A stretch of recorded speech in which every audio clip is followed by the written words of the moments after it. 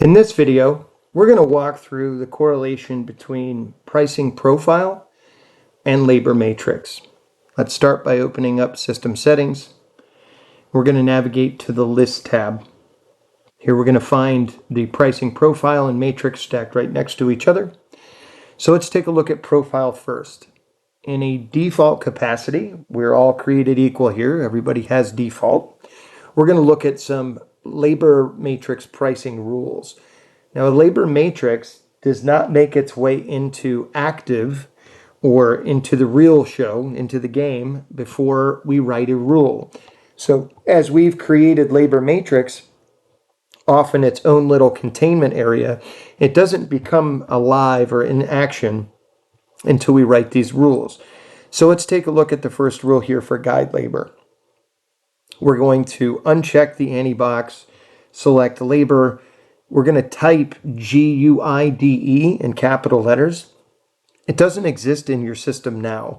So you're going to hit Tab on your key. It's going to move it out of that field. We'll select pricing matrix as the rule basis. And then we're going to pick our labor rate of default. And then we're going to pick our selected labor matrix. Now this is going to be performed on each of the three examples. We had guide, we had diag, and we had menu rate, which in my example here, I've got them set as just guide and diag for now. We also have the relationship between wildcards.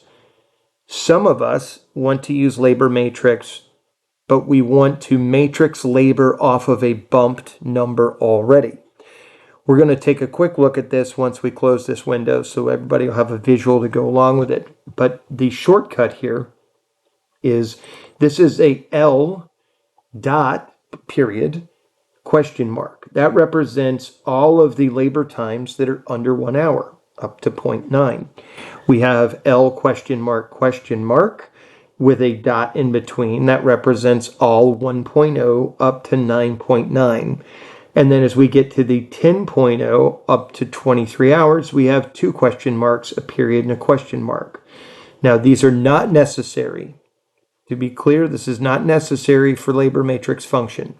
But this is for shops that take a 3.8 hour labor time that they see on the screen and they want to pay their tech 4.5. But they want to matrix the labor off of the bumped time. So in other words, double dipping. And there's nothing wrong with that. That's certainly set up in this system the exact same way that we did guide. So we're just using those L question marks. Now, where we get those from are from our Facebook community download, or you can come on to any of the live 2 p.m. WebExes that we host. If you hit the help drop down and go to Enterprise Live Training, you'll be able to find me live, and I'll provide you with the import spreadsheet. Now that import spreadsheet is going to give you access to this functionality. When I arrow down, if the labor time was 3.8 in the book, and I decided I wanted to round that up to 4.5, I wanted to take care of the technician. A lot of us haven't done labor matrix before, but we've also been bumping labor for technicians for years. So we're going to do L for labor, and we're going to say 4.5 and hit enter. And it's going to automatically do the matrix time of 5.4. If I look at my worksheet and my technician tab, the technician's build hours are going to be 4.5. So the relationship between pricing profile and matrix are, this is when we go live in the profile. This is how we administer those matrices that we've created here in pricing matrix. For a quick review, we have guide, diag, and menu rate as options. Now, this is a strategy. The menu rate is the least amount of opportunity available to us. These are going to be highly traded commodity items. 0.5, 0.05 or 5% is going to be about average. That should add a few dollars to each of the 4 flavors of fluid flush, for example. We have diag labor. That's going to be 1/10 in this capacity in the template because it's our middle of the road opportunity.